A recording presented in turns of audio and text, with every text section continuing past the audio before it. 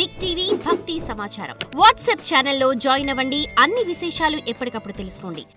అందరికీ నమస్కారం. Welcome to big TV. ఎన్నో ఆధ్యాత్మిక ప్రశ్నలకు సమాధానం చెప్పడానికి ఇప్పుడు మనతో పాటు ఆధ్యాత్మిక గురువులు, జ్యోతిష్య పండితులు, బ్రహ్మశ్రీ గుండెపుడి శివ సుధీర్ శర్మ గురుగారు మనతో ఉన్నారు. ఆయనతో మాట్లాడదాం. నమస్కారం గురుగారు. శ్రీమాత్రే నమః. శ్రీ గురుభ్యో నమః. గురుగారు, అమావాస్య అంటేనే చాలా మంది భయపడుతూ ఉంటారు. కానీ మహాలయ అమావాస్య అంటే ఏంటి, ఎప్పుడు వస్తుందండి? అన్న, అసలు ప్రతి నెల వచ్చేటువంటి అమావాస్య చాలా విశేషమైనటువంటిది. అలాగే మనకి అమావాస్యకి అధిపతి ఎవరు అంటే రవి, సూర్యుడు. ఆత్మకారకుడు సూర్యుడు, రవి. అంటే మనకుండేటువంటి బాధల్ని తీర్చేటువంటి వాడు, ఆరోగ్య ప్రదాత కూడా. ఆరోగ్యం భాస్కరాదిచ్చేది అని చెప్పి మనకి శాస్త్రమే ఉంది. మనకు ఆరోగ్యాన్ని ఇచ్చేది ఎవరు అంటే సూర్యుడు. మనకి తెలియకుండానే సూర్య భగవానుడు ఎన్ని కోట్లు పెట్టి కొనలేనటువంటి ఒక ఆరోగ్యాన్ని మనకి ఇస్తున్నాడు. అవునండి. సి విటమిన్ అని, ఈ విటమిన్ అని. అవునా? ప్రాతకాలంలో కొన్ని విటమిన్స్ ఉంటాయి సూర్యకిరణాలలో. సంధ్యా సమయంలో కొన్ని కిరణాలు ఉంటాయి. కొన్ని కిరణాలు హాని కలిగిస్తూ ఉంటాయి కాబట్టి బయటికి రావద్దు కొన్ని సమయాల్లో చెప్పి చూస్తూ ఉంటాం. కానీ సాయంకాల పూట వృద్ధ సూర్యుడు అంటారు. అంటే వెళ్ళేటువంటి సూర్యుడు, సూర్యాస్తమయ సమయంలో ఆ సూర్యకిరణాలు తగిలితే అంటే వచ్చిన ఎలాంటి రోగమైనా సరే, శారీరకమైనటువంటి రోగం ఏదైనా సరే, అలాంటివన్నీ కూడా తుడిచిపెట్టుకుపోతాయని చెప్పి శాస్త్రం చెబుతూ ఉంటుంది. మనకు ఒక శ్లోకం కూడా ఉంది నాన్న, నీతి శాస్త్రంలో చెప్పేటువంటి శ్లోకం. వృద్ధార్కో హోమధూమశ్చ బాలాస్త్రీ సలిలోదకం రాత్రో క్షీరన్న భక్తిశ్చ ఆయుర్వృద్ధిర్ దినే దినే అని చెప్పి ఒక శ్లోకం ఉంది. సాయంత్రం పూట వెళ్ళేటువంటి సూర్యకిరణాలు, హోమం నుంచి వచ్చేటువంటి పొగ, అలాగే మగవాళ్ళ కంటే చిన్న వయసులో ఉన్నటువంటి ఆడవాళ్ళని పెళ్లి చేసుకోవటం, రాత్రిపూట పాలతో అన్నం తినటం, పెరుగన్నం కాకుండా పాలతో అన్నం తినటం, ఆయుర్వృద్ధిర్ దినే దినే, రోజు రోజుకి ఆయుష్ పెరుగుతూ ఉంటుంది. ఓకే. అలాంటి సూర్య భగవానుడికి ఇష్టమైనటువంటి తిథి ఏదైనా ఉంది, అధిపతిగా ఉండేటువంటి తిథి ఏమైనా ఉంది అంటే అమావాస్య. ఆమహ అంటేనే సూర్యుడు, భాష్యము అంటే చంద్రుడు. చంద్రుడికి పుట్టుకకు ముందు రోజు సూర్యుడికి అధిపతి అయినటువంటి రోజు అమావాస్య. ప్రతి అమావాస్యకి మనం చేసుకోవాల్సినటువంటి కొన్ని పితృకార్యాలు ఉంటాయి. మనం పితృకార్యాలు అనే దానికంటే కూడా దాని పితృయజ్ఞం అనొచ్చు. దాని యజ్ఞంతోనే పోల్చాలి. ఒక మాట చెప్పాలంటే మనం చేసేటువంటి చండీ యాగాలు, సుదర్శన యాగాలు, వీటన్నిటికంటే కూడా గొప్పది ఏదైనా ఉంది అంటే తప్పనిసరిగా పితృయజ్ఞమే, పితృకార్యమే. అందుకనే చనిపోయినప్పుడు కూడా చూడండి, మనం వాళ్ళని ముట్టుకోవద్దని చెప్తారు. ఎవరైతే కర్తలు ఉంటారో వాళ్ళని ముట్టుకోవద్దని చెప్తారు. నిజంగా దాంట్లో ఒక నిగూఢమైనటువంటి ఒక పరమార్థం ఉంటుంది నాన్న. వాళ్ళు మైలతో ఉన్నారు, వాళ్ళని ముట్టుకోవద్దని చెప్తాం కదా.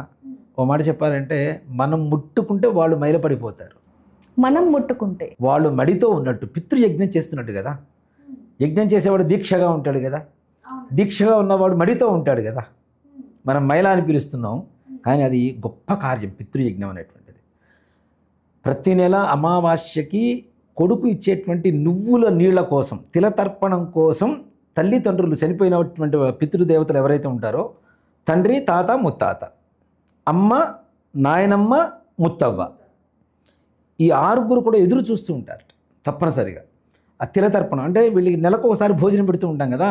భోజనం ఏంటి అంటే ఈ నువ్వుల నీళ్ళే వాళ్ళకి భోజనం.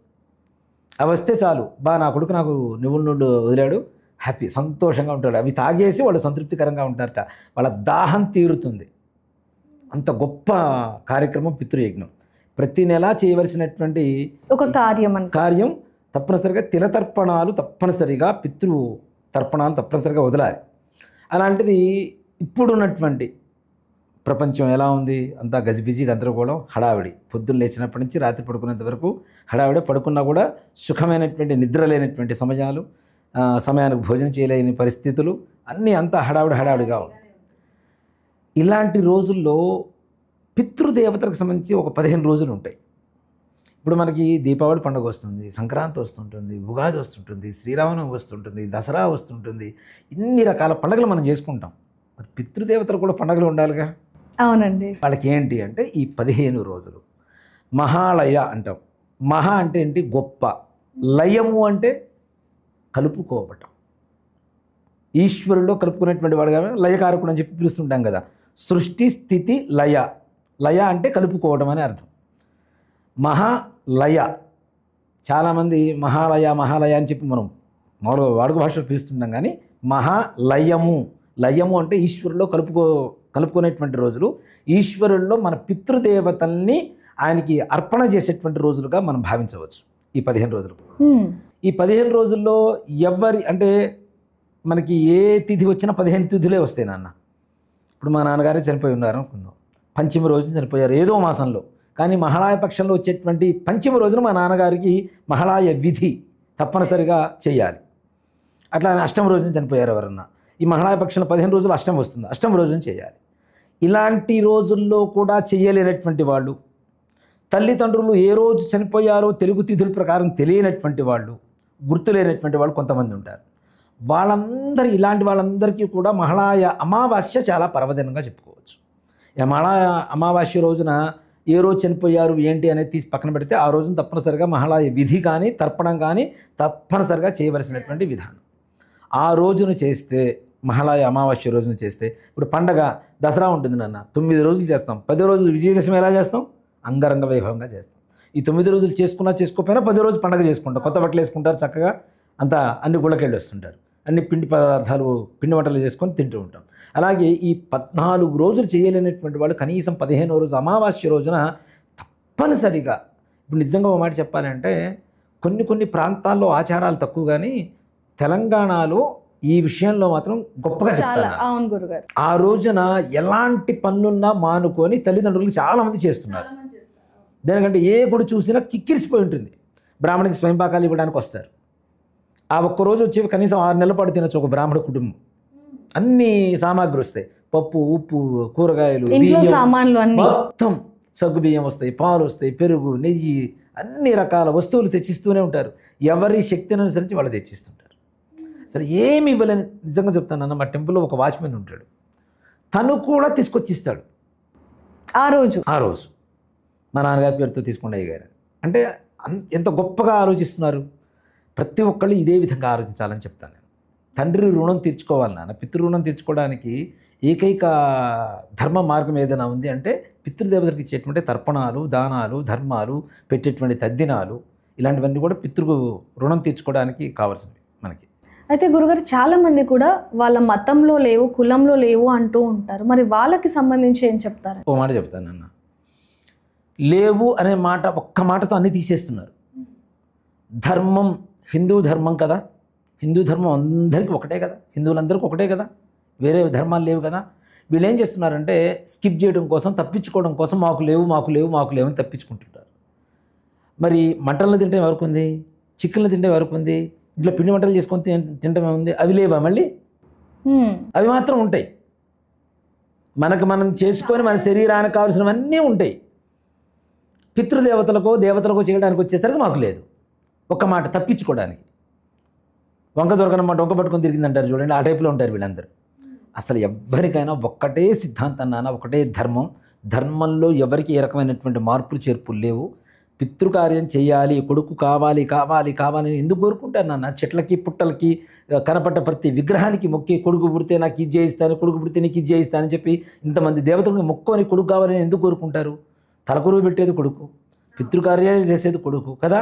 అలాంటి కొడుకు పుట్టిన తర్వాత పితృరుణం తీర్చుకోవడానికి అవకాశం ఉన్నటువంటి మార్గాన్ని ఎంచుకోకుండా మాకు అలవాటు లేదు అని చెప్పి ఒక మాటతో తీసేస్తే ఇది ఒక పెద్ద సబ్జెక్ట్ నాన్న. చేయాలంటే నిజంగా మాట చెప్పాలంటే కర్మల దగ్గర నుంచి కూడాను చాలామంది చాలా రకాలు తప్పించుకుంటున్నారు.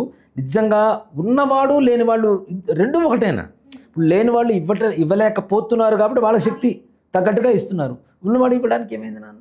సంవత్సరానికి ఒక్కసారి నీకు జన్మనిచ్చాడు, ఇంత విద్యనిచ్చాడు, ఇంత జ్ఞానాన్ని ఇచ్చాడు, ఇంత సంపదనిచ్చాడు, సంపాదించుకునే తెలివితేటలు ఇచ్చాడు, మరలా నీకు ఇంకొక సంతానం కలగడానికి శక్తిని ఇచ్చాడు. ఇంత ఇచ్చినటువంటి తల్లిదండ్రులకి నువ్వేమిస్తావు?